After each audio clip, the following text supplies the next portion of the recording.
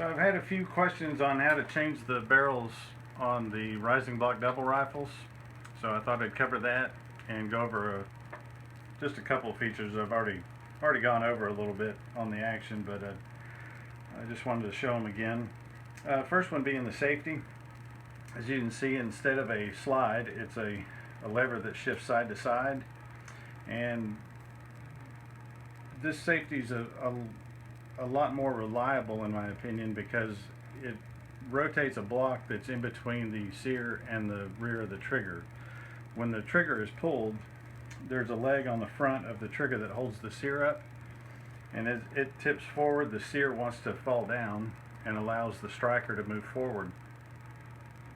When you rotate this block into position on the safety, it sandwiches itself between the triggers, so the trigger can neither move up and the sear cannot fall down, which is the only directions it can move to allow the rifle to trip and to go off.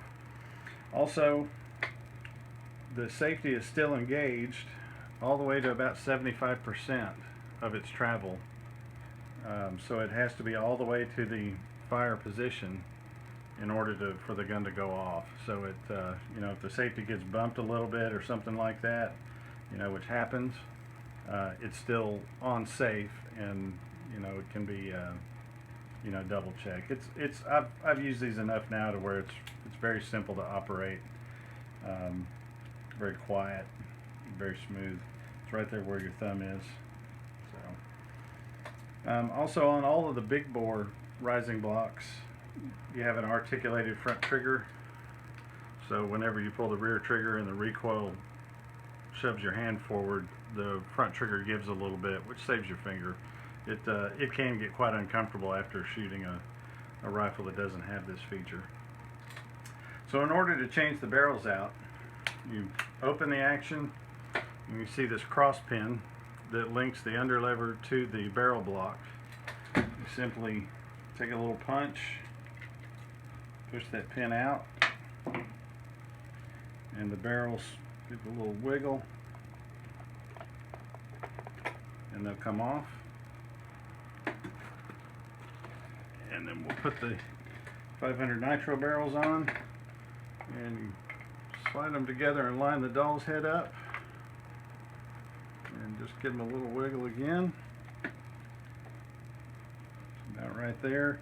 You want this oval slot to be, the bottom of that slot to be even with the top rail of the action. Simply take the cross pin, push it in, make sure it's seated all the way,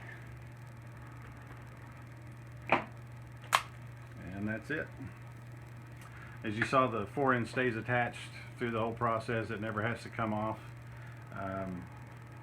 And the cross pin is just essentially a hardened dowel pin. There's nothing special about it. It can be made very easily if it's lost or damaged.